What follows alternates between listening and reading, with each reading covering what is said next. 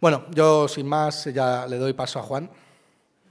Muy bien, pues buenos días a todos. Muchas gracias por la asistencia a esta conferencia y, desde luego, muchas gracias a XTV por la invitación.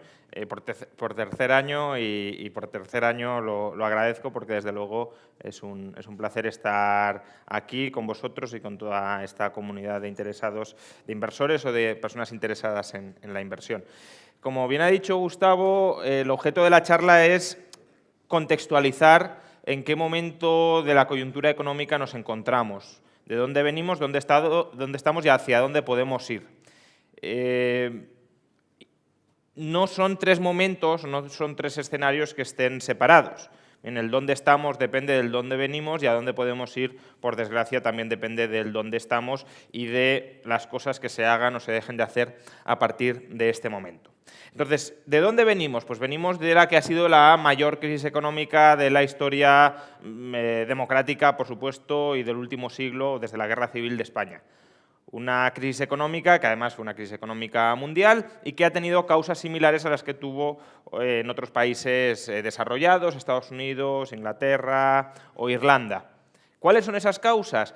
A mí me gusta explicarlo como la historia de tres burbujas, como tres burbujas que se fueron sucediendo, causando la una a la otra. La primera burbuja, que es la que lo desata todo, la que genera los desequilibrios que luego se terminan agudizando y terminan estallando, es la burbuja financiera.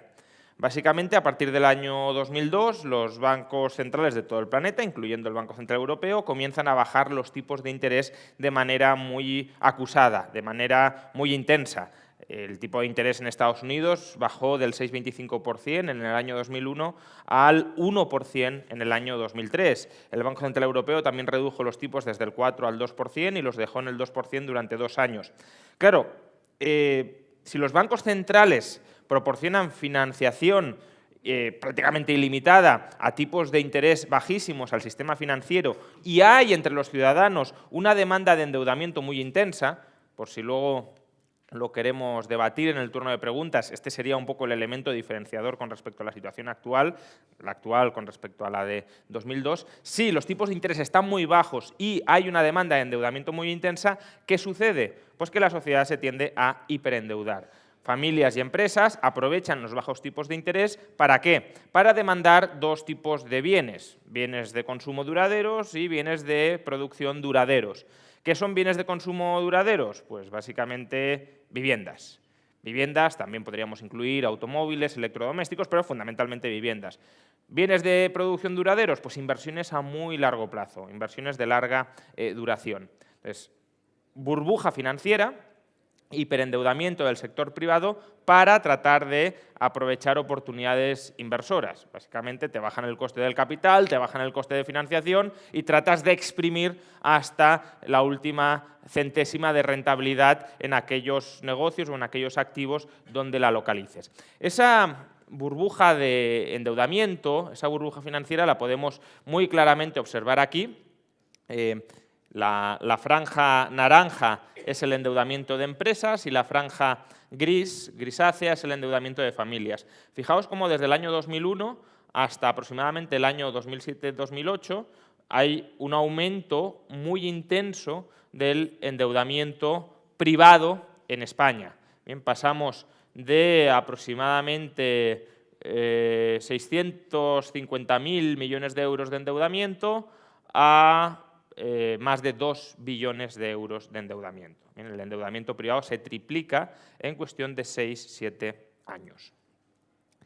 Esa es la primera burbuja. Burbuja financiera, burbuja de crédito barato, burbuja de sobreendeudamiento del sector privado. Pero, como os decía, el endeudamiento no es un proceso ensimismado, no es que uno se endeude por endeudarse, se endeuda para hacer algo. ¿Para hacer el qué? Pues para invertir, para comprar bienes de consumo duradero o bienes de producción duraderos. Claro, si las familias, por ejemplo, se endeudan para comprar masivamente vivienda, ¿qué sucederá con el precio de las viviendas? Que tenderá a aumentar, experimentará un shock de demanda muy potente que elevará el precio, ya digo, de estos inmuebles.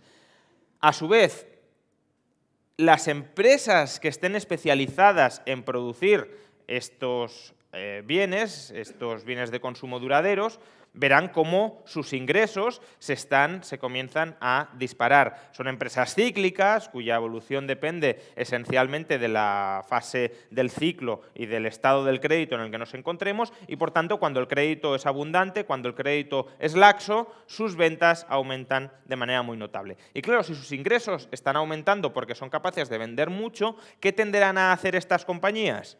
Tenderán a tratar de incrementar su capacidad productiva. ¿Para qué? Para producir mucho más de esos bienes que se están vendiendo aceleradamente y así poder incrementar sus ingresos. Si además tenemos en cuenta que estas compañías pueden financiar este incremento en la capacidad productiva con endeudamiento muy abaratado, es decir, no es solo que tus ingresos estén aumentando, es que además te están dando la posibilidad de apalancarte a tipos bajísimos, pues tienes por ambos lados un incentivo muy fuerte a endeudarte. Y esto es lo que vemos justamente aquí. El endeudamiento empresarial se dispara, y se dispara ¿para qué? Para invertir en los sectores que producen viviendas, automóviles o otros bienes de consumo duradero pues cercanos a la vivienda, azulejos, electrodomésticos, cemento, ¿bien? Todo aquello que se necesite para la producción de vivienda o para el consumo conjunto de vivienda. Con lo cual, la burbuja financiera no está contenida en sí misma. La burbuja financiera genera una burbuja, algunos la han llamado inmobiliaria, en realidad es más que inmobiliaria, porque no solo afectó, la burbuja de precios fue sobre todo una burbuja de inmuebles, pero la distorsión o el empuje artificial de la actividad económica terminó afectando al conjunto de la economía. ¿Por qué? Porque sí, en un primer momento se sobreinvirtió en ladrillo, en producir ladrillo. Pero ¿qué pasó al sobreinvertir en producir ladrillo? Que creamos más de 1 millón, más de 1,5 millones de puestos de trabajo en la construcción. Esos trabajadores, ¿qué hicieron? Consumir en otras partes de la economía, lo cual disparó la actividad en esas otras partes de la economía. Por tanto, lo que empezó siendo una burbuja inmobiliaria terminó transformándose en una burbuja productiva, en una burbuja que se extendió al conjunto de la economía. Lo podemos ver aquí. Es decir, durante los años de la burbuja productiva, durante los años de la burbuja de falsa actividad económica, si lo queréis, la economía española vivía de prestado, vivía del crédito, vivía de gastar sin pagar. Nos endeudábamos tanto para consumir, incluso los trabajadores del sector de la construcción, en realidad, la fuente de su renta, fijaos, era el endeudamiento. Puede que ellos no se estuvieran endeudando, ellos estaban cobrando un sueldo, pero ese sueldo, ¿de qué dependía? Pues dependía de que la gente se siguiera endeudando hipotecariamente para comprar casas y de que las promotoras inmobiliarias se siguieran endeudando para construir nuevas promociones. Por tanto, ¿de qué dependía ese sueldo? De la deuda ajena. El conjunto de la economía, por tanto, estaba creciendo, endeudándose. Y esto lo podemos ver muy bien en la posición exterior de España, en el déficit exterior de España. Cuando un país importa más de lo que exporta, que es lo que le pasaba a España, ¿qué está haciendo? Se está endeudando.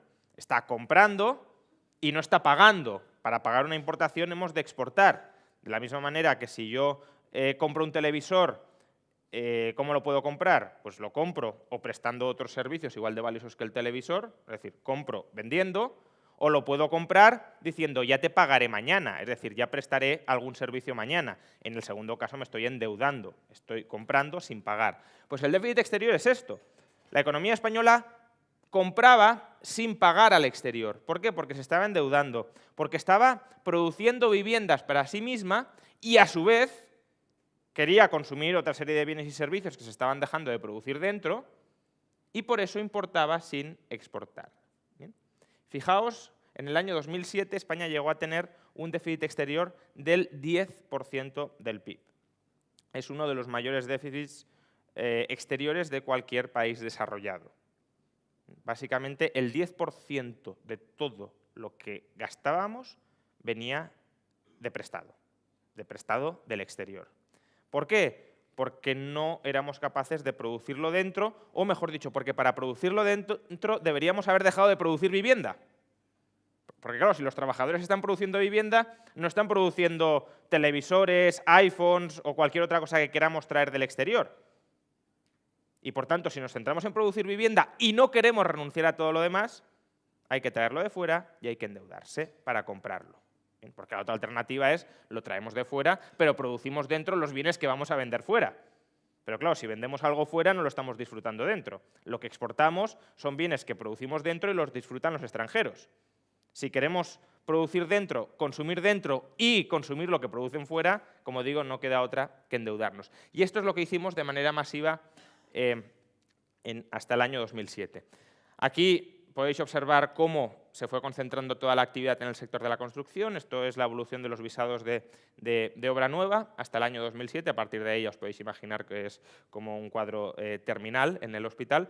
Pero hasta el año 2007 pues estábamos produciendo, o se estaban concediendo visados por, bueno, en algunos meses, más de 120.000 viviendas, que es bueno, lo que ahora estamos, menos de lo que ahora estamos en todo un año, ¿no? De todo lo que se está iniciando en todo un año.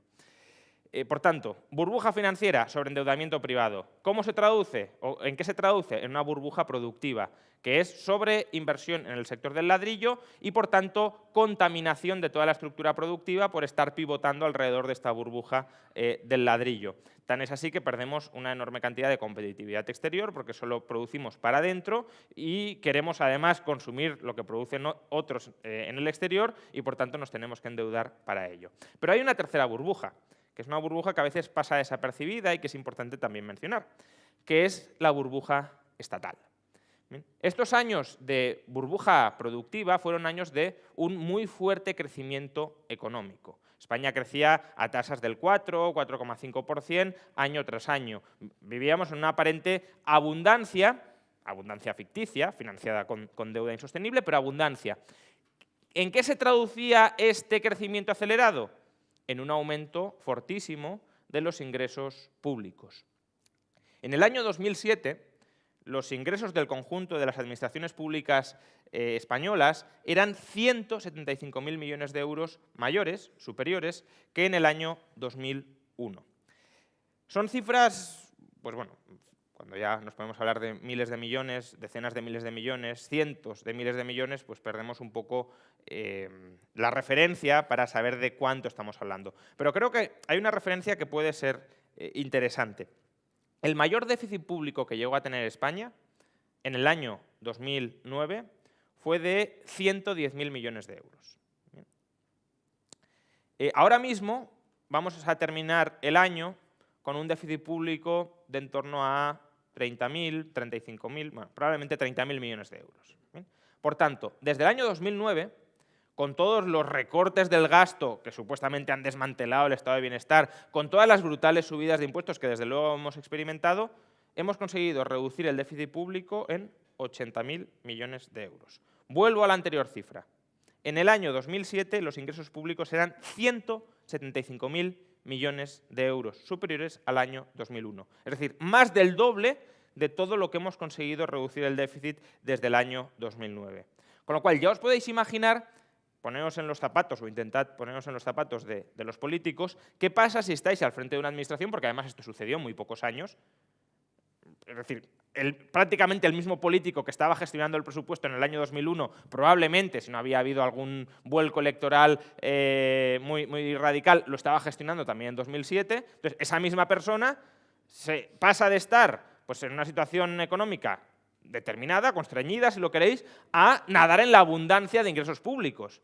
¿Qué tenderá a hacer ese político? Pues lo que saben hacer especialmente, que es gastar ese dinero y sobre todo consolidar un nivel de gasto público dependiente de los ingresos extraordinarios que derivaban de la situación burbujística en la que estaba la economía española.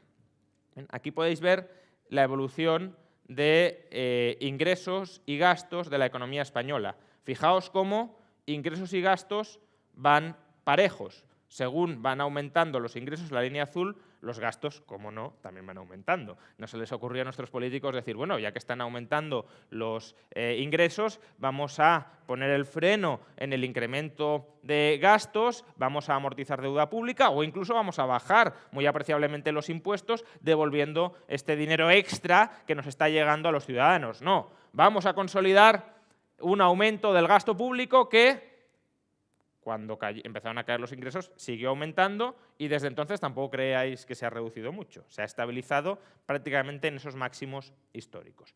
Por tanto, ese es el cuadro en el que estaba la economía española hasta el año 2007. Sobreendeudamiento privado, distorsión profundísima en la economía real y sobreendeudamiento del sector público, parasitando los ingresos extraordinarios derivados de la burbuja productiva. ¿Qué pasa en el año 2007-2008? Se inicia la crisis, básicamente se cortocircuita la expansión crediticia financiada originalmente por los tipos de interés bajos de los bancos centrales, la inflación empieza a aumentar, los bancos centrales empiezan a subir los tipos de interés, la subida de tipos hace que todos los que se endeudaban para comprar vivienda o para iniciar la construcción de vivienda dejen de endeudarse, el sector de la construcción se viene abajo y al venirse abajo aumenta el desempleo, al aumentar el desempleo deja de gastarse en otros sectores que vivían derivadamente de ese sector de la construcción y los ingresos públicos evidentemente caen. ¿Bien? Con lo cual, ¿en qué situación se encuentra España después del año 2007-2008? En una situación donde el endeudamiento privado deja de aumentar, donde los sectores que dependían del endeudamiento privado empiezan a desmoronarse. Los sectores que dependen del endeudamiento privado empiezan a desmoronarse. Sector de la construcción y sectores relacionados con la construcción. Y a su vez el déficit público se empieza a disparar porque los ingresos caen y los gastos, pues prestaciones de desempleo por ejemplo, empiezan a aumentar.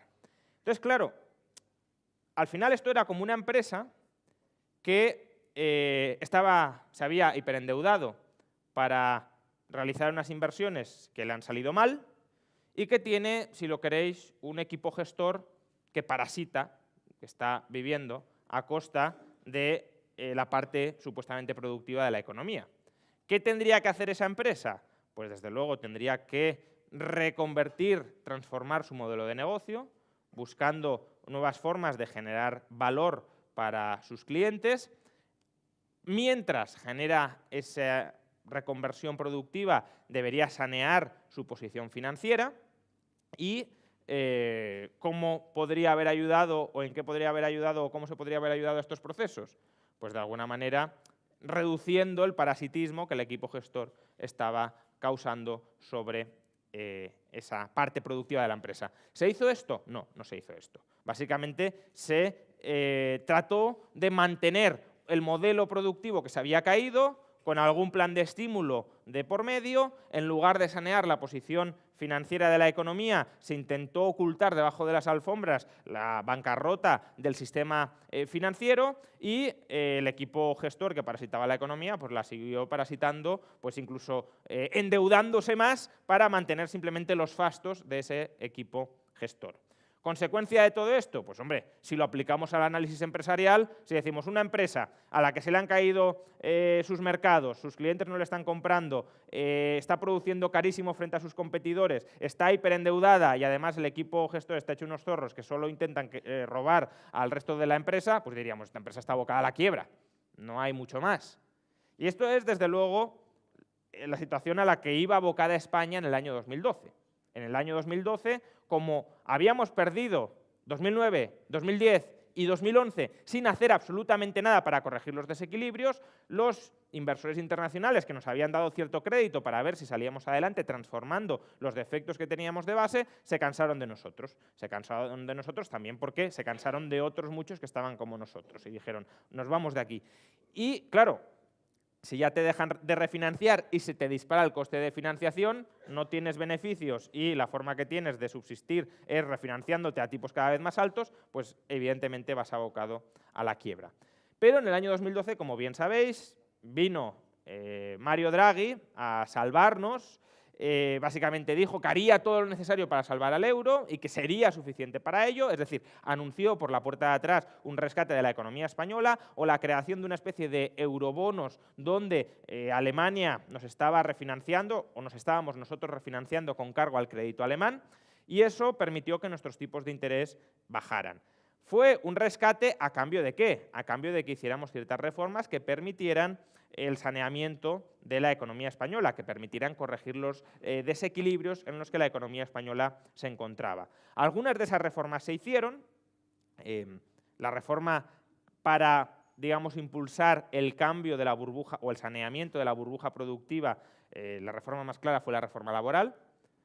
Al final, si se trata de que unos trabajadores abandonen unos sectores y puedan incorporarse en otros, hace falta que el mercado laboral sea flexible para, primero, despedir a los trabajadores allí donde sobran y luego para que se les pueda reincorporar en otros sectores que están naciendo a sueldos ajustados a la productividad inicial de esos sectores sin riesgos de descapitalización empresarial. Por tanto, reforma laboral, ¿para qué? Para sanear la burbuja productiva. Reforma financiera, ¿para qué? Para sanear la burbuja financiera.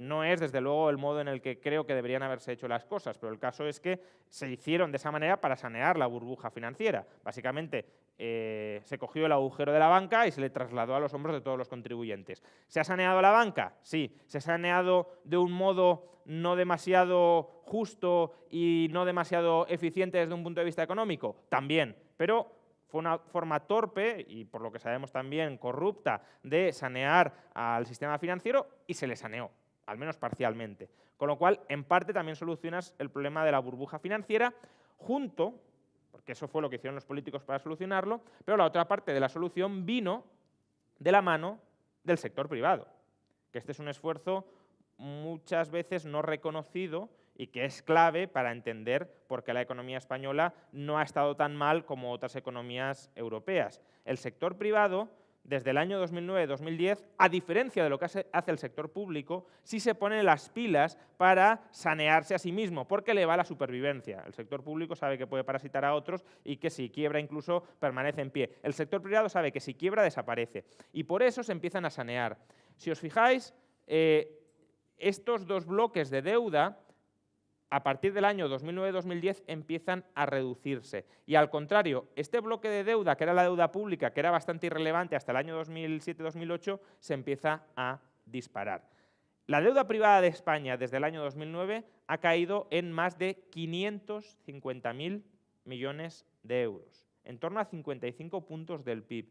Es uno de los procesos de desapalancamiento privados más exitosos de todo el continente europeo. De hecho, es que al principio de la crisis, España estaba a la cabeza del endeudamiento privado en Europa. Hoy estamos ya ligeramente por debajo de la media europea de endeudamiento privado, tanto familias como empresas. Por tanto, como le gusta decir a mi amigo el profesor Rodríguez Brown, el sector público habla mucho de austeridad y la practica poco, el sector privado habla poco de austeridad pero la practica mucho. Quien se saneó, quien se apretó realmente el cinturón para sanearse durante estos años fue el sector privado, como podemos ver aquí. Quien se lo desabrochó absolutamente y quien estuvo a punto de abocarnos a la bancarrota en el año 2012 debido a su sobreendeudamiento fue el sector público. Bien. Y justamente el sector público es la burbuja estatal que se ha quedado, la burbuja de la crisis que se ha quedado a medio sanear. La burbuja estatal no se ha corregido del todo. Es verdad que no estamos tan mal como en el año 2009. En el año 2009 teníamos un déficit del 11% del PIB. Hoy tenemos un déficit, o al menos hasta 2018, porque este año electoral probablemente cambien las cosas, pero hasta el año 2018 el déficit se ha reducido, todavía no tenemos datos oficiales, pero en torno al 2,7-2,8. Por tanto, hemos vivido una reducción intensa del déficit público. Intensa, pero muy insuficiente, porque un déficit público del 2,8, después de 10 años de iniciar la crisis, no es desde luego para echar cohetes. Recordad que el compromiso de cualquier país europeo con el euro es que el déficit tiene que estar por debajo del 3%, y el único año en el que lo habremos tenido por debajo del 3% previsiblemente habrá sido 2018. Por tanto, hasta ahora hemos estado incumpliendo las condiciones de permanencia dentro del euro. Y además lo hemos estado incumpliendo no en un contexto de fuerte caída de la actividad económica, de destrucción masiva de empleo, de hundimiento del PIB, que en parte podría ser comprensible. Lo hemos estado incumpliendo también en los años 2014, 2015, y 2016 y 2017, cuando la economía ha estado creciendo por encima del 3%. Por tanto, el sector público, es verdad que su posición de déficit es hoy mucho mejor que la que teníamos en el año 2009, pero sigue siendo una posición peligrosa, sobre todo si lo combinamos con la deuda pública que ya ha acumulado a raíz de todos estos déficits pasados. La deuda pública, como sabéis, está en el 97% del PIB, prácticamente en el 100%, y por tanto constituye un elemento de fragilidad muy importante. En definitiva, y ahora podemos pasar a analizar dónde estamos y hacia dónde vamos. ¿Dónde está la economía española a día de hoy? Pues está en una situación mucho más saneada que en el año 2008, muchísimo más saneada. Desde el punto de vista de endeudamiento, la deuda privada es hoy, o está hoy, en la media europea, como os he dicho antes, y por tanto es apreciablemente más baja, 550.000 millones de euros, 55 puntos de PIB, más baja que en el año 2007-2008. La competitividad de la economía española es hoy sustancialmente mejor que en el año 2007-2008.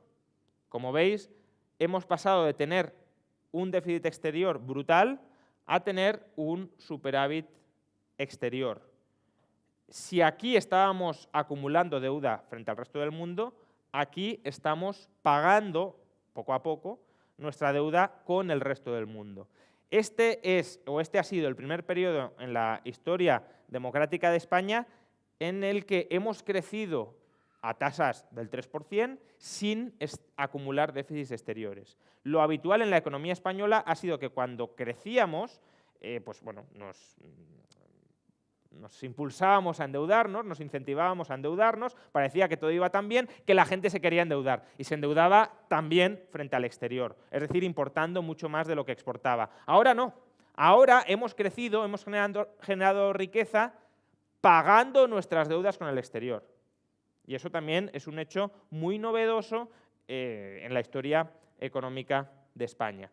Y luego tenemos un sector público que, como os he dicho antes, está altamente endeudado, pero no está de momento en una posición de endeudamiento crítico. No somos ni Italia ni Grecia, donde la deuda pública supera el 130% del PIB, y además hay otra característica, y es que Italia y Grecia no tienen mucho margen para subir impuestos. La presión fiscal en estos países ya ronda el 46-47% del PIB.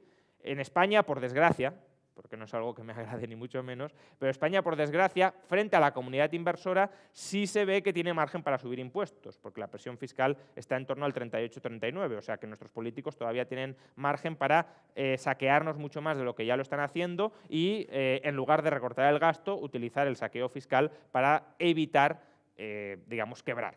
Y eso frente al inversor, que le da igual si cobra porque se reduce el gasto o porque nos suben los impuestos, pues sí que supone un elemento de cierta mayor tranquilidad. Ahora bien, esa es la situación en la que estamos, una situación más saneada que en el año 2008, que hace una década. Pero no penséis que es una situación idílica, ni mucho menos.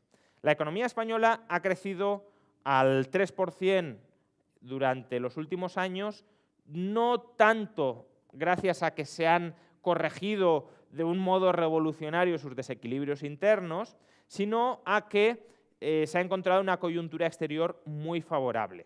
Son lo que algunos han llamado vientos de cola.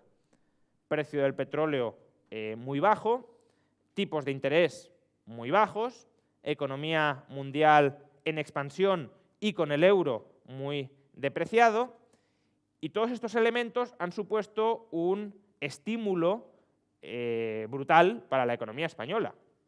Fijaos que el hecho de que el barril de petróleo, en lugar de estar a $70, haya estado durante algunos años a 35, ha insuflado anualmente a la economía española en torno a 30.000, 40.000 millones de euros. Ha ahorrado a la economía española 30.000, 40.000 millones de euros. Claro, si comparáis esto con, por ejemplo, el Plan E, que iba a ser el gran estímulo de la economía española, ya no me voy a meter en que el petróleo bajo lo que hace es impulsar aquellos sectores que son realmente generadores de riqueza. No es un despilfarro en sí mismo, es un estímulo para quien está generando valor, y el Plan E era tirar el dinero. Pero al margen de esto, el Plan E eran 9.000 millones de euros, estos son 30.000, un año, estos son 30.000, 40.000, varios años. Con lo cual, claro, el estímulo ha sido brutal en este sentido. Luego los bajos tipos de interés, otro tanto. Es decir, si en lugar de estar los tipos por los suelos hubiesen estado en los niveles más habituales hasta entonces, pues de nuevo la economía española tendría que haber efectuado 20.000, 25.000 millones de euros de pagos adicionales. Por tanto, hemos recibido una inyección muy potente de estímulo que, según el Banco de España, han representado 2/3 de todo lo que hemos crecido. Es decir, que si hemos crecido al 3% durante 2015, 2016, 2017 y casi 2018, en realidad nuestro potencial de crecimiento es del 1%. Y ese 1% es hacia donde vamos conforme los vientos de cola dejen de soplar. La economía española tuvo un tercer trimestre de 2018 bastante malo porque el precio del petróleo estaba muy alto en ese momento. Después vino toda la incertidumbre global sobre si íbamos a recesión o no, bajó el precio del petróleo muy apreciablemente y eso ha vuelto a suponer una cierta reactivación de la economía española. El cuarto trimestre del año pasado fue mejor que el tercero. Pero, en todo caso, esto son alegrías muy a corto plazo, porque si el precio del petróleo se mantiene bajo porque hay una desaceleración mundial muy fuerte, vamos a sufrir por otro lado. Con lo cual, claramente, conforme los vientos de cola dejen de soplar, la economía española va orientada hacia el 1% de crecimiento estructural.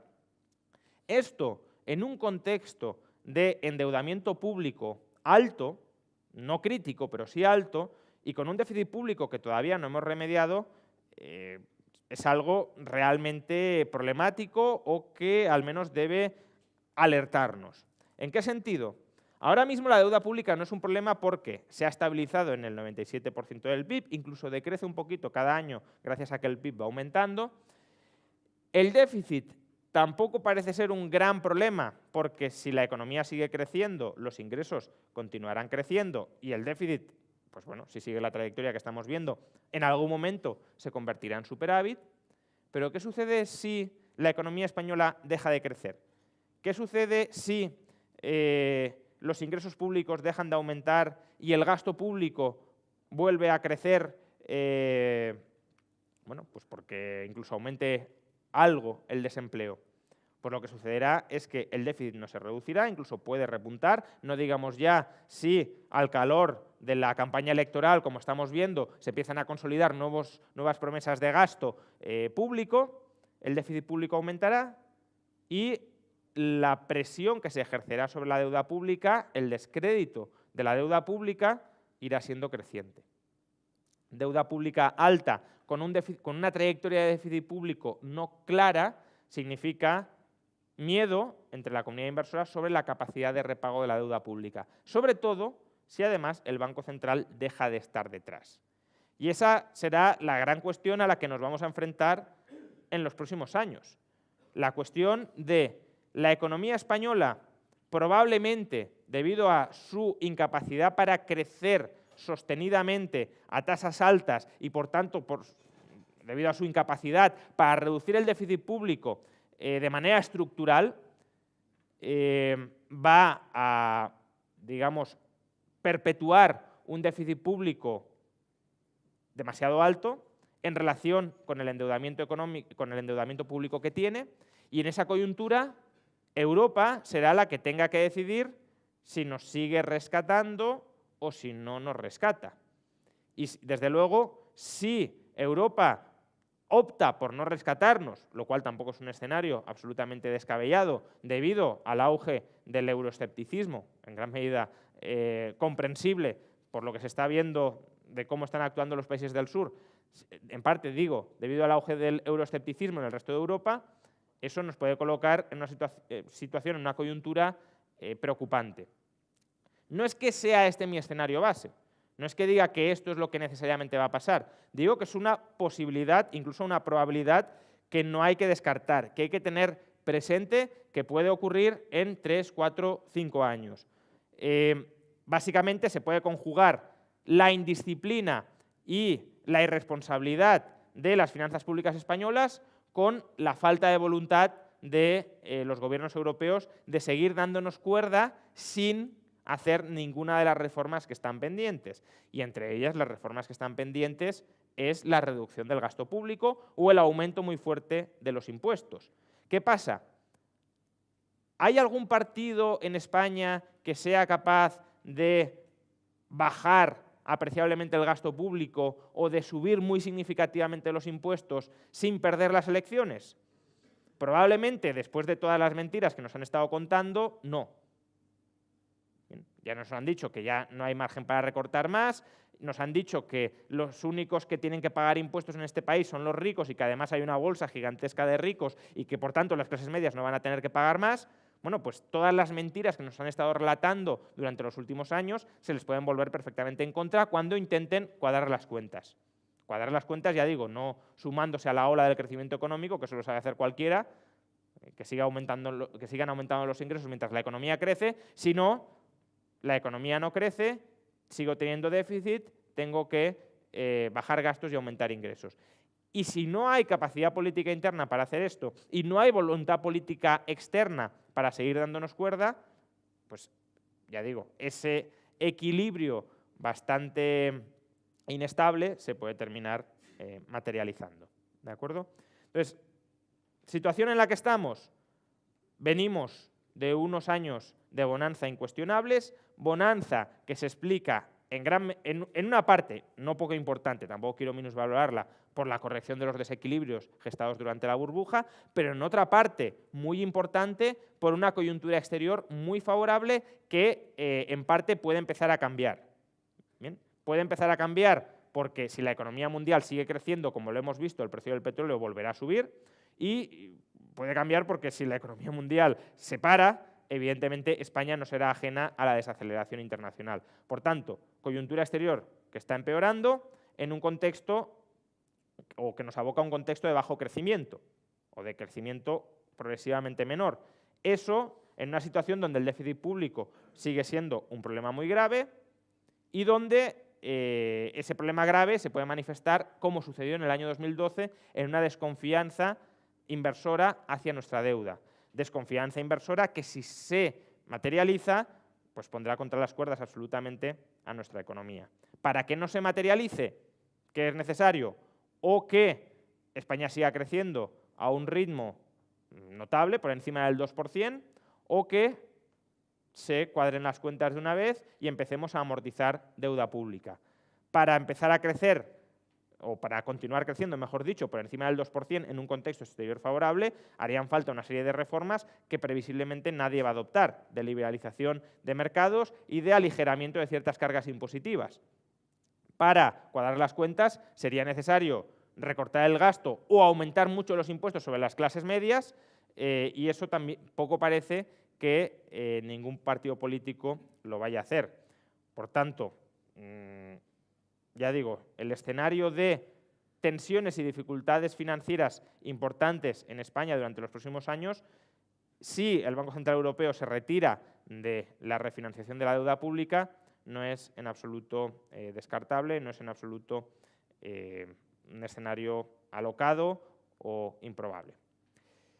Muy bien, pues esto es lo que os quería contar durante estos minutos para comprender de dónde venimos y hacia dónde, por desgracia, podemos ir. Y si queréis ahora podemos debatir un poquito sobre las distintas posibilidades y sobre los distintos escenarios que se abren enfrente de nosotros. Muchas gracias.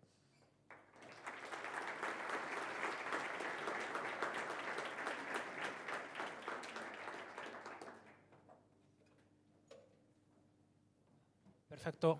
¿Alguna pregunta por aquí para el señor Juan Ramón Rayo? ¿Algo que comentar? Sí.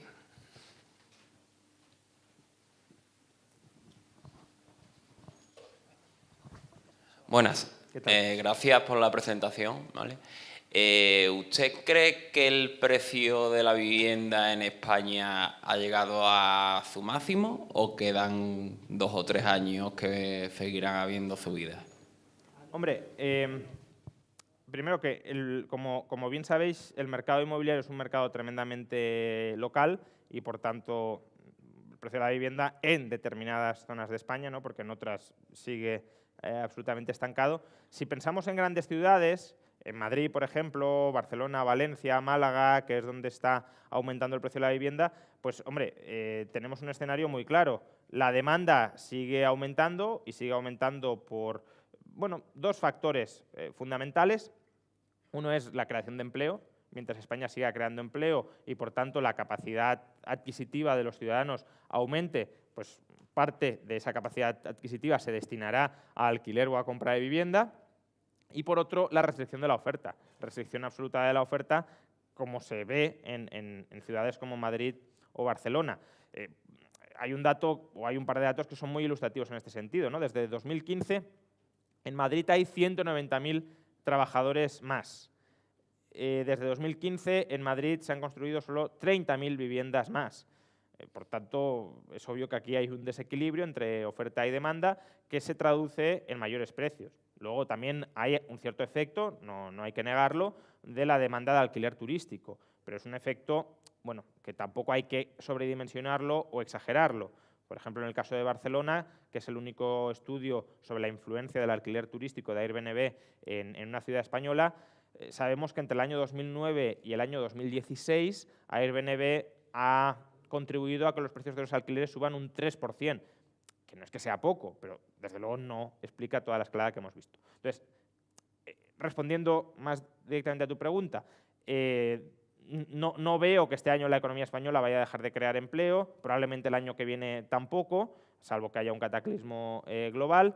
Por tanto, sí quedan algunos años de creación de empleo, sí quedan, por tanto, algunos años de aumento de la demanda de vivienda, y no veo que la oferta se desregule, se liberalice, que haya nuevas ofertas de suelo, que haya cambios en la legislación urbanística o incluso que haya fuertes inversiones en el extrarradio de las ciudades para volverlos más apetecibles donde vivir y convertirlos en sitios más sustitutivos del centro. Todo eso no lo veo. Entonces, como no lo veo, previsiblemente sí. Lo que sí que quiero aclarar, porque a veces lo escuchamos, es que esta escalada del precio de la vivienda no es una burbuja del estilo de la del año 2007, básicamente porque está yendo acompañada de la subida del precio de los alquileres. El problema de la burbuja del año 2007 es que subía el precio de la vivienda, pero no el de los alquileres. Es decir, no es que la gente estuviera dispuesta a pagar más por un alojamiento en alguna parte de España, es que la gente estaba dispuesta a pagar lo mismo, pero el múltiplo que se pagaba sobre esos alojamientos, es decir, qué precio estaba dispuesto a pagar por el activo que me proporcionaba la renta del alojamiento, se estaba disparando. Pasamos de un PER de la vivienda de en torno a 18 y 19 a un PER de la vivienda de 33, por tanto se disparó. Ahora, creo que el PER, lo calculé hace unos meses y hablo un poco de memoria, el PER está subiendo, pero desde luego no estamos ni mucho menos en los niveles del año 2007 y está subiendo lentamente porque, como digo, el alquiler está aumentando porque hay escasez relativa de vivienda en determinadas zonas de España. Tenemos preguntas a través de streaming, ¿vale? Bueno, nos pregunta Enrique San Juan, dice, con todo lo que usted ha comentado, la situación en España y Europa, ¿cuál cree que es la mejor alternativa de inversión para los ahorros? ¿Qué tipos de activos considera usted que se podrían comportar mejor? Bueno, lo primero, una idea muy elemental que imagino que todos tenéis clara, pero que a veces parece que estas respuestas, o estas preguntas, mejor dicho, la presupongan. Y es que el hecho de estar residiendo en España no implica que tengamos que invertir en activos españoles.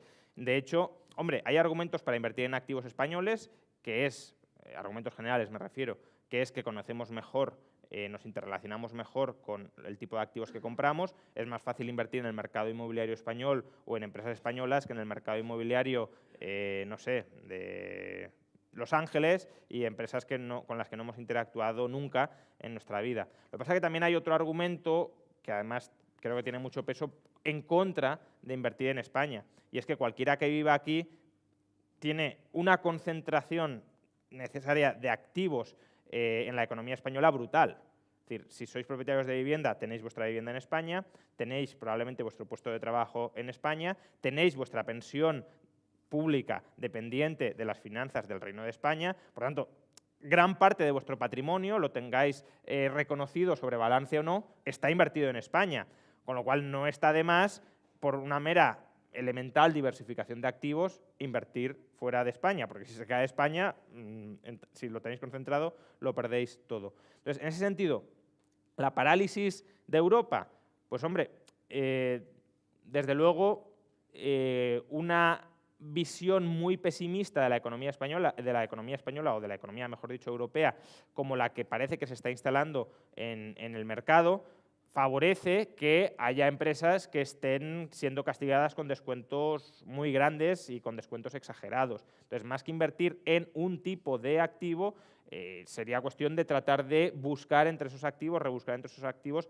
aquellos que estén pues, a precios más asequibles. De todas formas, creo que, como ya os habrán comentado en otros momentos, la situación general o la percepción general es que estamos en una fase de final de ciclo, o que estamos acercándonos al final del ciclo expansivo, no solo en Europa, donde bueno, pues ya estamos estancados, o sea que ya ese ciclo expansivo ya parece que ha terminado, salvo que vengan con una nueva ronda de estímulos, sino también en Estados Unidos, donde probablemente el timing de la rebaja fiscal, no sé si fue a propósito o fue casualidad, pero el timing de la rebaja fiscal se solapó con una cierta desaceleración de los fundamentales de la economía, y eso ha permitido enmascarar una desaceleración que sin la rebaja, sin el estímulo keynesiano de rebaja fiscal, habría sido mayor. Entonces, si estamos en una fase de final de ciclo, como bien sabéis, en esa fase pues no hay grandes activos en los que posicionarse, y de hecho lo que el inversor tiende a hacer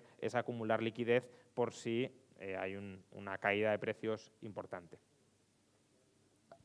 Vale, gracias, Juan. Mira, nos pregunta también María de Valencia. Bueno, ella está pensando comprar una vivienda en Madrid, pero dice que tiene un coste de oportunidad muy alto comprar vivienda ahora porque piensa que está un 30% cara, que responde más bien a las medidas cuantitativas, que si está haciendo lo correcto, esperar ahora y no comprar vivienda en Madrid. Hombre, es una pregunta bastante complicada también, pero bueno. O sea, claro, la categoría de activo inmobiliario en Madrid, a ver, en general, si no se autorizan nuevas construcciones en Madrid, no esperaría yo fuertes reducciones del precio de la vivienda en Madrid, ni mucho menos. Es decir, Madrid es y va a seguir siendo, por muchas razones, un polo de atracción poblacional y de inversión en España, aunque solo sea por su posición de capitalidad, que eso siempre le da una cierta ventaja, pero luego también por un marco institucional ligeramente mejor que el del resto de autonomías españolas. Por tanto, va a seguir atrayendo población, va a seguir atrayendo inversión, y claro, población e inversión con una oferta inmobiliaria congelada significa aumentos de precios. Es verdad que si hay subidas de tipos de interés, pues obviamente la demanda de compra de vivienda se va a contraer, y por tanto ese múltiplo del que hablábamos antes, el PER de la vivienda entre alquiler y compra, se va a estrechar, y quizá ahí hay alguna oportunidad, pero no parece que estemos en un contexto ahora mismo de subidas de tipos de interés en Europa. Parece más bien que el Banco Central Europeo lo que quiere es reinflar el flujo de crédito para mantener los tipos de interés bajos, a ver si así la economía europea se reanima, y si eso no es así, tipos de interés bajos con restricción de oferta, caída de precios de la vivienda a corto plazo o a medio plazo, no lo veo. Bueno, gracias, Juan. Yo quería hacer una pregunta al público por si alguien se anima a debatir y tal. Bueno, si alguien está a favor de ponerle un tope al precio del alquiler de las viviendas en esta sala, y si es capaz de defenderlo, con Juan. No voy a hablar más porque os vais a pirar todos. No, bueno, si queréis. O alguien que tenga, no sé, una medida un poco más keynesiana o de regulación. Me gustaría que, pues hacer esto un poco más ameno, ¿no? Debatir un poco con Juan. O sea, limitar el precio de... Sí. Es que, vale, perfecto. Yo creo que pensamos todos muy parecido en esta sala, ¿no? Pero...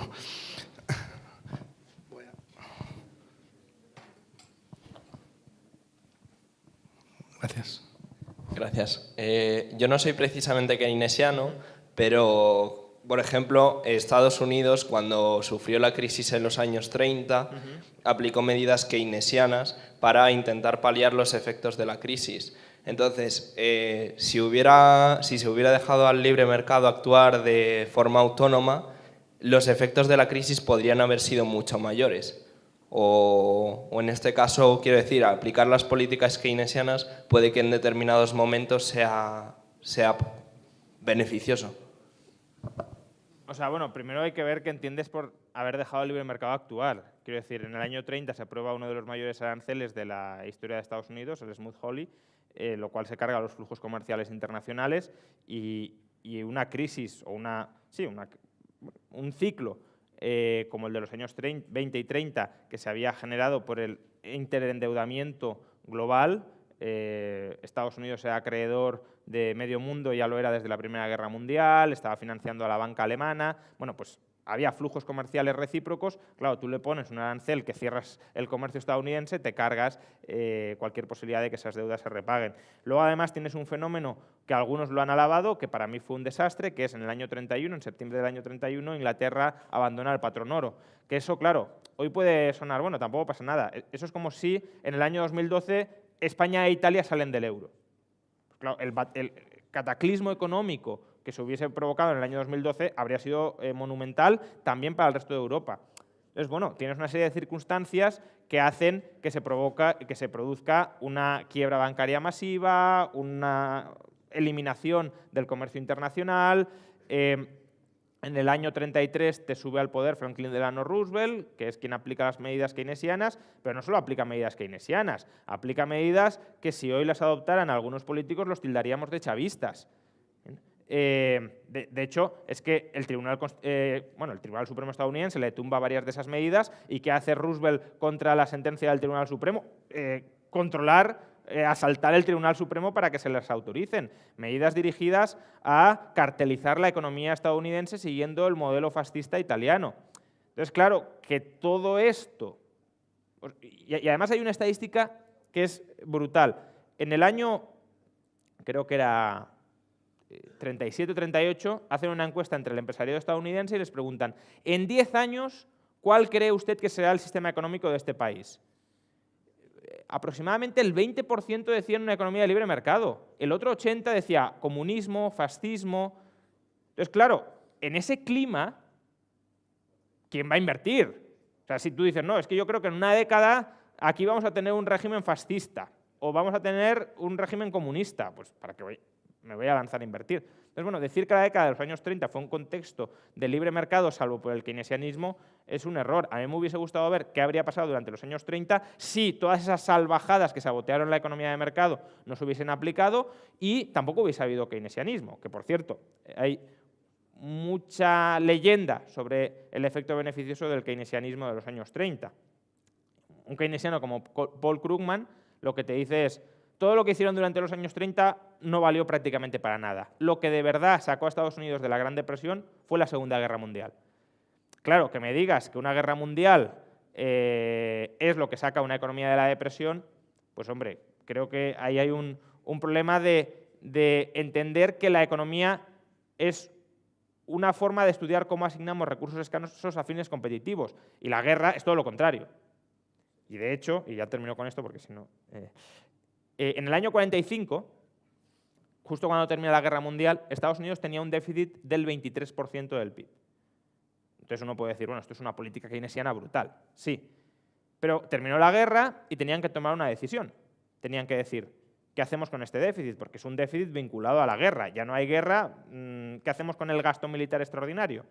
Y los economistas keynesianos de la época decían, si no sustituimos este gasto militar extraordinario por gasto civil extraordinario, es decir, si no mantenemos un alto déficit público, la economía estadounidense volverá a la depresión.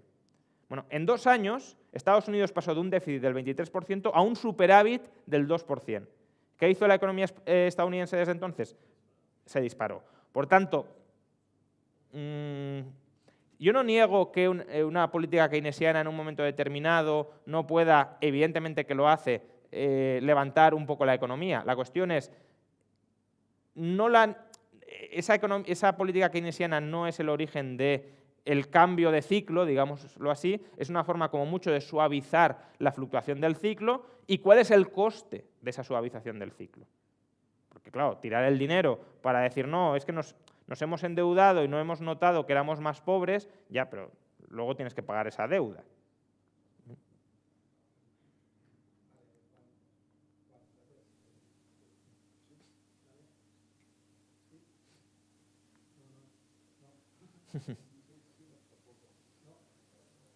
Ahora.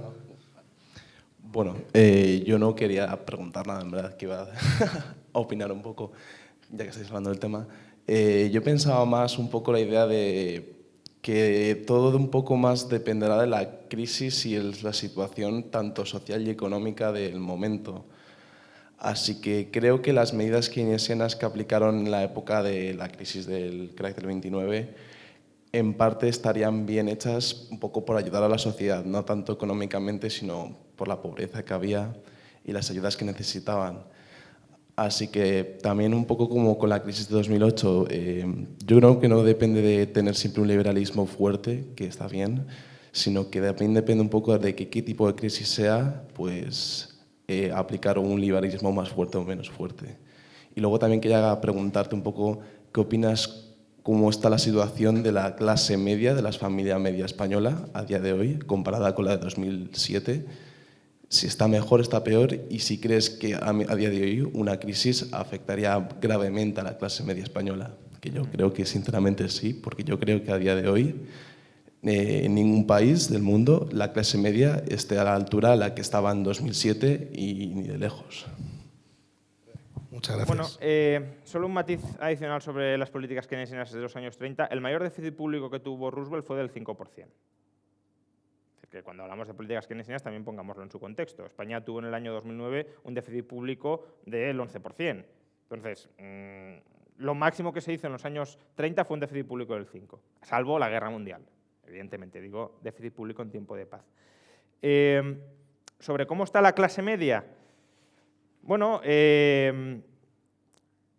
obviamente está peor, porque en el año 2007 teníamos una tasa de paro del 7% y hoy tenemos una tasa de paro del 14%. ¿Bien? Eso es incuestionable. Ahora, si me preguntas, ¿cómo están aquellos que tienen empleo? Pues no están... O sea, los jóvenes que acaban de incorporarse al mercado laboral, desde luego están peor. ¿Bien? Los salarios de entrada en el mercado laboral sabemos que han caído en torno a 25 o 30%. Ahora, los salarios de los que ya estaban en el mercado laboral no están peor, incluso puede que estén mejor. ¿Bien? De hecho, parte de la desigualdad, del aumento de la desigualdad que se ha vivido, ha sido por esto, porque la gente que ha mantenido su empleo, pues lo ha mantenido, que eso ya es un primer factor diferencial frente a quien está en paro, y luego además ha seguido experimentando ciertas ganancias de poder adquisitivo frente a los que se han incorporado nuevos, que se han incorporado con empleos bastante peores. Pero tampoco es que la situación del año 2007 fuera maravillosa. A veces la tenemos idealizada en una situación de burbuja, en una situación irreal, y una situación que en el mercado laboral, insisto, tampoco era extraordinariamente mejor. La tasa de temporalidad en el año 2006 era del 35%. Hoy es del 27%.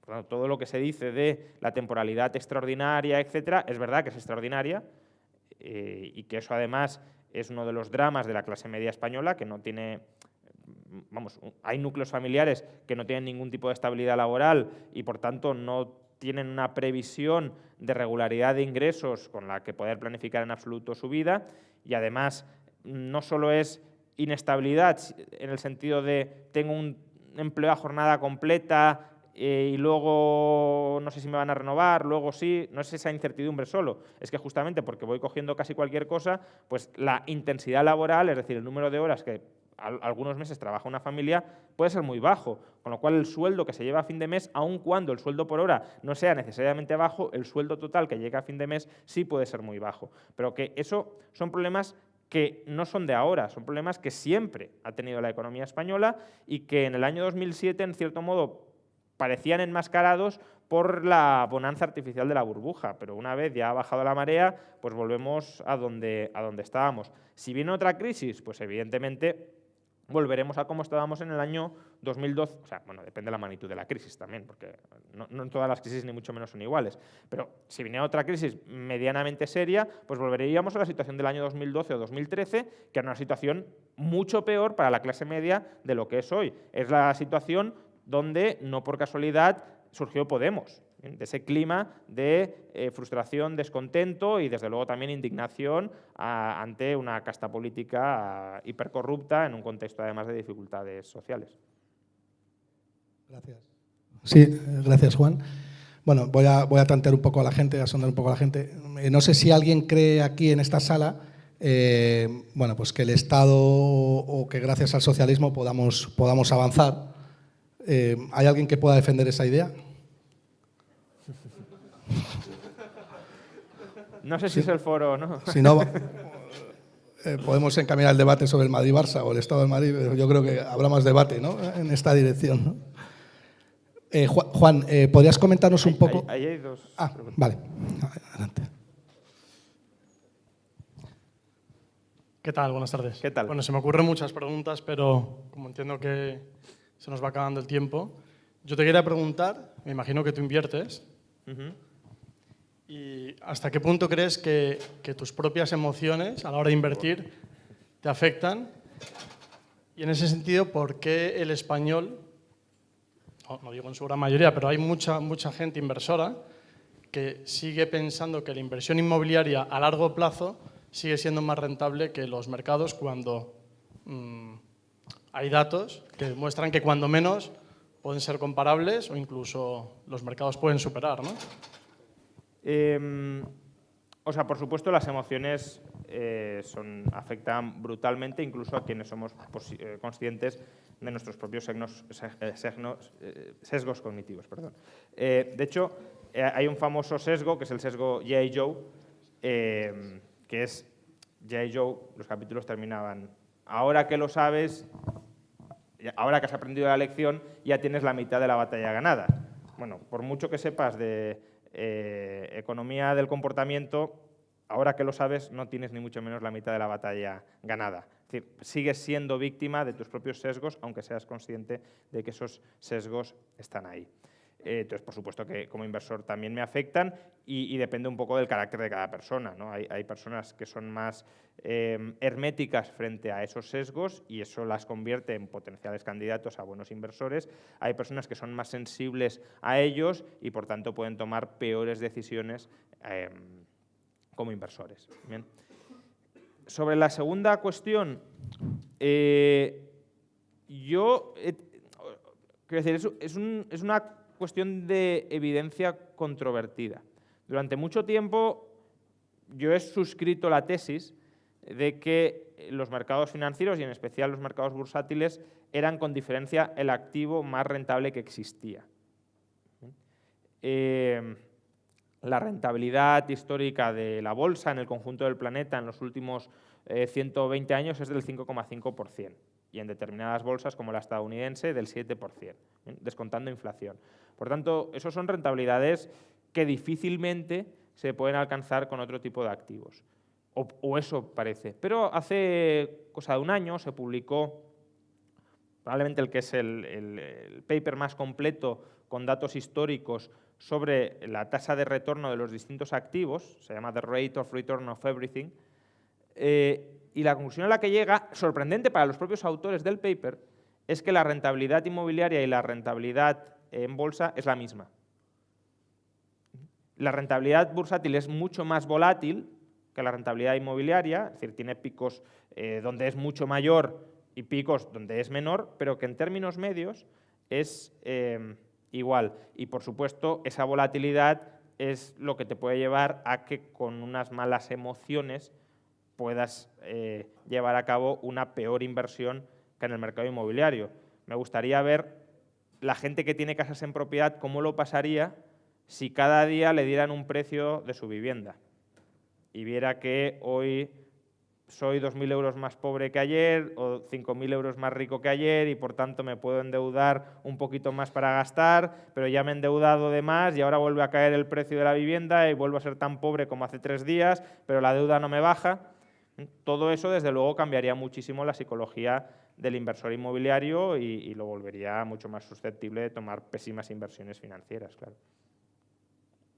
Y también para aquellos que puedan controlarlo, de tomar mejores inversiones financieras, claro. La información te puede trastornar o te puede ayudar, claro. Hola, buenas tardes. Bueno, me declaro lector y admirador tuyo. Enlazando con la pregunta que se ha lanzado de si el socialismo pues, puede ser un enfoque económico positivo, sobre todo en España. También he de decir que yo me eduqué, vamos a decir, en la transición y en esa época pues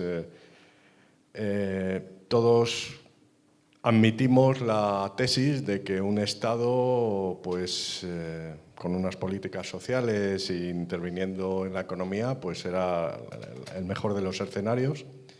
Sin embargo, pues por propias vivencias personales, empresariales, pues hemos pasado, o yo personalmente he pasado de considerar el Estado intrusivo y extractivo y despilfarrador como uno de los grandes problemas de este país.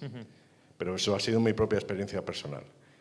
Lo que sí me doy cuenta es que en mi entorno social, laboral, amigos, es muy difícil desmontar esa tesis de la socialdemocracia y el Estado benefactor que te va a cuidar y que va a estar pendiente de todas tus necesidades. Y de hecho soy bastante pesimista en las próximas elecciones porque creo que va a seguir triunfando la tesis de la socialdemocracia, más radicalizada incluso. No hay ningún partido en el espectro que hable claramente de aligerar la estructura del Estado, de acabar con despilfarros, de este capitalismo, entre comillas, de amiguetes. Entonces, bueno, más que una pregunta, estoy haciendo una reflexión en voz alta, ¿no? ¿A qué nos vamos a enfrentar siguiendo con esta línea de un Estado cada vez más extractivo, más intrusivo en la libertad de cada individuo y con unos vientos de frente que claramente están ahí y que nos van a ralentizar la economía?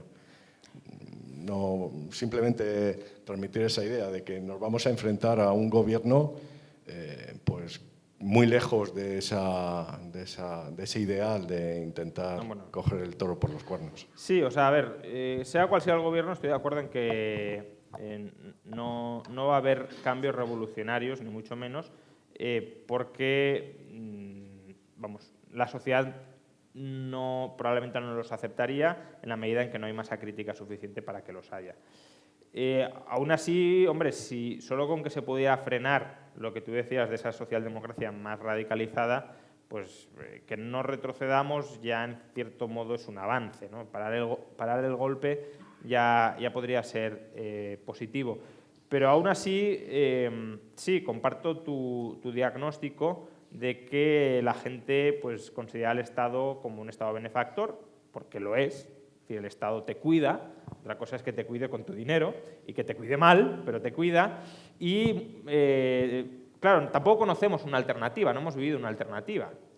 Entonces, como quien ha nacido en un país socialista no socialdemócrata, sino socialista. Claro, los jerarcas socialistas que estaban practicando la transición a la economía de mercado, cuando se cae el socialismo, las preguntas que planteaban era, en Londres, ¿quién controla la provisión del servicio de pan? No, nadie. Entonces, ¿cómo puede ser que haya pan en las tiendas, ¿no? Entonces, claro, si tú vives en una sociedad donde siempre el Estado se ha encargado de producir y distribuir el pan, plantear que algo tan básico como la provisión de pan no esté controlado por nadie y esté dejado al aparente libre albedrío del mercado, pues claro, parecería eso una salvajada y mucha gente probablemente estaría en contra. ¿Y qué pasa si algún día no hay pan en las panaderías y la gente se muere de hambre? ¿O qué pasa si quiebran los panaderos y desaparecen? Entonces, ese tipo de objeciones, ¿qué pasa si se coaligan los panaderos y disparan el precio del pan y no me lo puedo permitir? Ese tipo de objeciones obviamente surgirían y la gente no querría moverse de la zona de confort, que es lo que siempre ha vivido. Lo que pasa es que, claro, hay veces que el Estado gestiona tan mal que el problema ya es tan claramente visible que hay gente que sí se empieza a plantear alternativas. Y eso ya ha pasado en algunos casos. Pensiones. Hablar de pensiones privadas o de privatizar las pensiones hace 20, 25 años era un tabú absolutísimo. Hoy, hombre, no digo que la postura de la sociedad española sea mayoritaria, ni mucho menos a privatizar las pensiones, pero desde luego ya no es un debate tan marciano como podría parecerlo hace 25 años. Con la educación yo creo que va a pasar algo similar. Es decir, gran parte de los problemas de desigualdad o incluso de pobreza relativa a la que nos vamos a enfrentar en los próximos 20 o 30 años serán problemas de inadaptación de la sociedad a la nueva economía porque no habrá hecho la transición educativa correctamente. ¿Quién es el encargado de hacer la transición educativa desde la niñez hasta la madurez en nuestras sociedades? Un sistema educativo que directa o indirectamente está controlado por el sector público, ya sea la escuela pública o la privada, porque la planificación educativa es centralizada y es la misma. Entonces, ¿ese sistema educativo que planifica el Estado está adaptado para estos cambios que vienen? Radicalmente no, es un sistema educativo del siglo XIX para el siglo XXI. Entonces, a poco que la gente se dé cuenta de esto, que el sistema educativo responde más a las necesidades de la burocracia educativa para mantener su empleo, su modo de vida y su modo de trabajar. Yo quiero seguir dando las clases que he dado toda la vida con el mismo contenido, con la misma metodología, etcétera, pues probablemente haya una cierta reacción que permita plantear la conveniencia de pasar de un sistema de educación público y centralizado a un sistema de educación privado y descentralizado. Pero claro, por desgracia, para que todo esto suceda, o para que al menos haya una parte de la sociedad que se lo plantee, las cosas tienen que funcionar tan sumamente mal que básicamente el cuerpo se esté pudriendo y ya sea muy difícil negar que está muerto.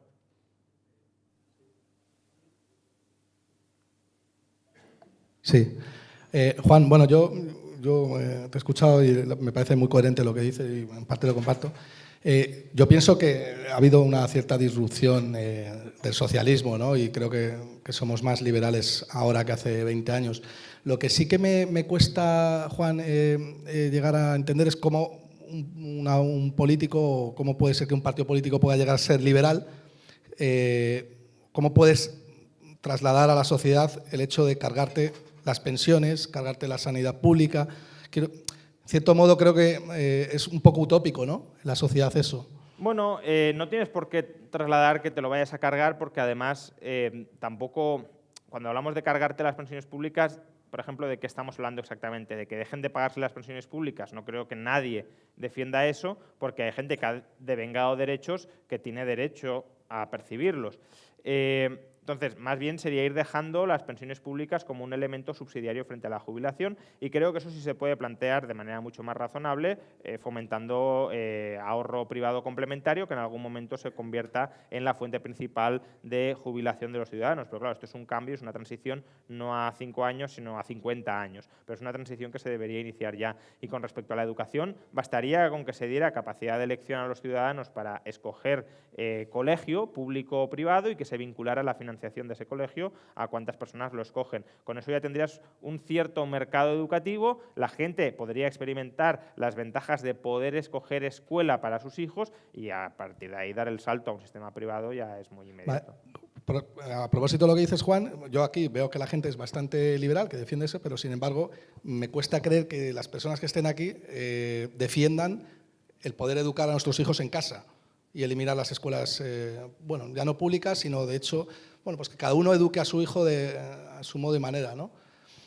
No sé, si hay alguien que realmente crea que eso es posible. A ver, con respecto a lo de educar a los hijos, a ver, ahí también eso hay que matizarlo porque hay veces que los padres tienen obligaciones frente a los hijos. Bien, el hijo no es la criatura que el padre pueda moldear absolutamente como él quiera. No es el juguete del padre, para entendernos. Lo que pasa que, ¿qué entendemos por buena educación? Es un concepto muy amplio. La educación es el conocimiento que se le proporciona al hijo para insertarse en sociedad y para que pueda disfrutar de una buena vida.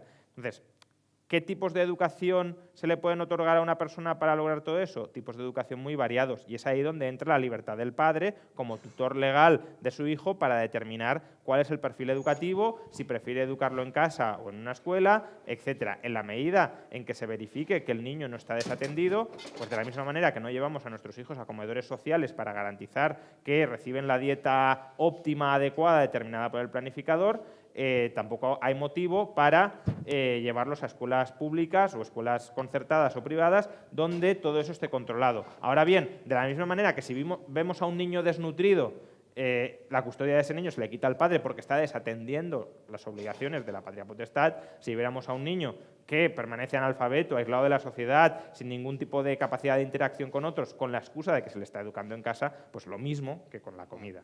Vale, Juan, y ahora te paso. En una sociedad liberal, muy liberal, ¿cómo ayudamos al que no tiene recursos? Bueno, hay muchas formas de ayudar a la gente. Yo creo que de entrada lo que hay que hacer es responsabilizar a la gente de su propio destino, que eso es algo que, por desgracia, muchos no tienen claro porque el Estado le ha dicho que no hace falta que se responsabilice de su propio destino. Es decir, la primera obligación de toda persona para con la sociedad debería ser intentar no convertirse en una carga para la sociedad. Es decir, que si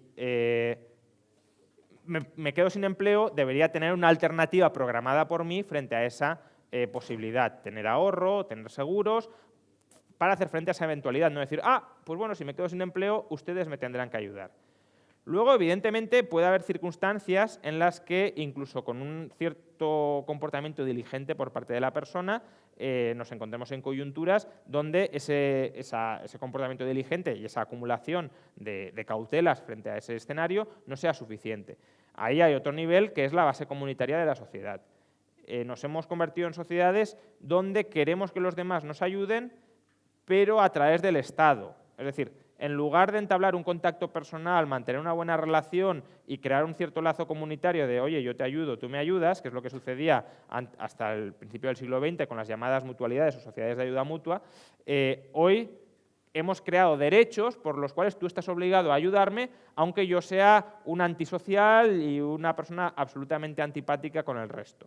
Entonces, hay que, de alguna manera, reanimar ese asociacionismo social para hacer frente a esas coyunturas. Y por último, hombre, en la medida en que exista un Estado, no creo que sea especialmente criticable que dentro de ese Estado haya algún tipo de ayuda de última instancia para aquellas personas que quedan absolutamente descolgadas de la sociedad. Creo que es muy significativo que los Estados se justifiquen a sí mismos en gran medida como herramientas para luchar contra la pobreza y sean tan torpes a la hora de luchar contra la pobreza.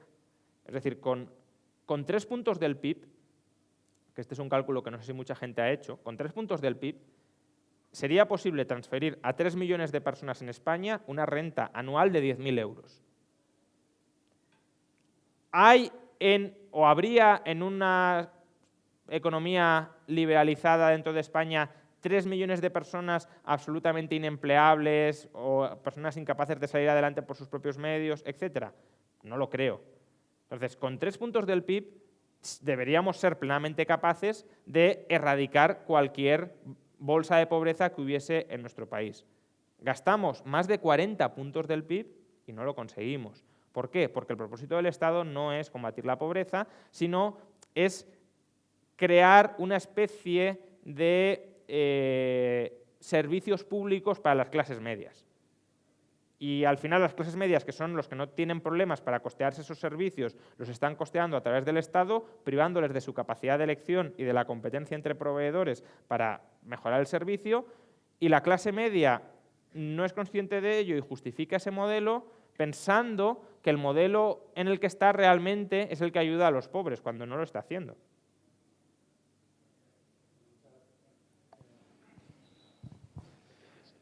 Te quería preguntar, debido al auge de, por ejemplo, de Vox, que hace referencia a lo de las comunidades autónomas. ¿Es verdad que centralizar siempre te ahorras más gasto que descentralizar? No, no, ese es un mito, yo creo que es un mito bastante peligroso.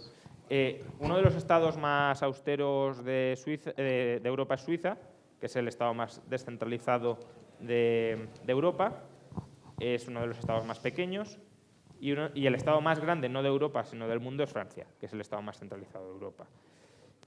Por tanto, que centralización vaya de la mano de austeridad y descentralización del despilfarro, creo que es un error bastante grave. En el caso de España, además, si calculamos cuánto gastamos en lo que podríamos llamar burocracia, porque claro, en educación, sanidad y demás, pues será pública o no pública, pero en todo caso no tiene que ver con la forma centralizada o descentralizada del Estado. Lo que gastamos en burocracia, que es donde podría haber duplicidades y demás, España gasta en burocracia menos que la media europea. Y desde luego, vamos, las cifras que gastamos no tienen absolutamente nada que ver con los 100.000 millones de euros que alguna vez he escuchado por gente cercana a Vox que se podrían ahorrar si nos cargáramos el Estado de las autonomías. Esa cifra es una cifra completamente disparatada que no sé muy bien de dónde sale. Es decir, la burocracia en España no llega en toda España, ¿bien?, a 30.000 millones de euros. Y claro, no la vas a poder reducir a cero. Si te vuelves muy eficiente, a lo mejor 25, 20, o sea, 5, 10.000 millones, y ya sería echando a mucha gente a la calle y demás. Pero bueno, claro, 100.000 millones de euros. Pues. Bueno, vamos a una pregunta más y la última, porque bueno, yo me tiraría toda la tarde preguntándole, pero... Bueno, gracias Juan Ramón por la conferencia, estaba muy bien. Y quería preguntarte un poco, volviendo a la evolución económica de España y demás países, ¿qué indicadores macroeconómicos consideras más adecuados para intentar predecir un poco la evolución que van a tener España y el resto del entorno? Y concretamente en los mercados financieros, ¿qué fiabilidad le das a la posible inversión de la curva de tipos? Sí, yo creo que el indicador más fiable es la inversión de la curva de tipos. Y es un indicador que aprecio bastante, aunque hay que analizarlo en conjunto con otros indicadores, no de manera aislada. De momento, la inversión de la curva de tipos no ha sido una inversión dramática, ha sido una inversión concentrada en los tramos más cortos, con lo cual un poco de cautela con el grado de inversión de la curva. Aún así, creo que sí que hay que tenerlo presente. De todas formas, desde que se invierte la curva hasta que se hunde la economía pueden pasar perfectamente 2 años, por tanto tampoco es que estemos ahora mismo en una zona rojísima. Además, normalmente los mercados alcanzan máximos después de que se ha invertido la curva, porque de alguna manera se genera la sensación de nos habíamos asustado, pero las cosas van bien, por tanto podemos volver a ser optimistas, no hay desequilibrios fundamentales. Entonces, sí es importante, pero ya digo, con cautelas, porque hay otros indicadores que todavía no los estoy viendo. Normalmente, ¿por qué se invierte la curva? Hay muchas teorías de por qué se invierte. La que yo suscribo y la que hace que, a mi juicio, la inversión de la curva sea un indicador adelantado muy importante es que estamos ante una crisis de liquidez. ¿Bien? Pero claro, las crisis de liquidez suelen ir de la mano, salvo que sea una crisis de liquidez sin fundamento o una crisis de liquidez, si lo queréis, generada exógenamente. Pues claro, si el Banco Central mañana sale y dice tipos de interés al 10%, pues tienes crisis de liquidez autogenerada por el Banco Central, pero no por la propia dinámica endógena de la economía. Entonces, cuando se genera endógenamente la crisis de liquidez, suele ser porque también hay carestía de algunos recursos reales. Falta capital, pero también falta, pues no sé, materias primas o falta mano de obra cualificada, que hace que haya algunos precios de factores productivos que se estén disparando. Y eso es lo que yo no termino de ver. O sea, quizá con el petróleo, pero no hay una tensión fortísima en el mercado de petróleo que hable de un desabastecimiento de carestías importantes del precio del petróleo. Entonces, cuidado con el indicador, creo que es muy importante, pero también hay que ponerlo en su contexto, porque la crisis de liquidez tiene que significar algo y tiene que significar que no contamos con los medios para que todos los planes empresariales que se han iniciado se completen. Juan. Muchas gracias, Juan. Bueno, terminamos, damos por... Si tenéis alguna pregunta, se la preguntáis en el hall. Y tenéis los libros de Juan ahí atrás para si queréis comprar alguno. Nada, bueno, muchas gracias a todos.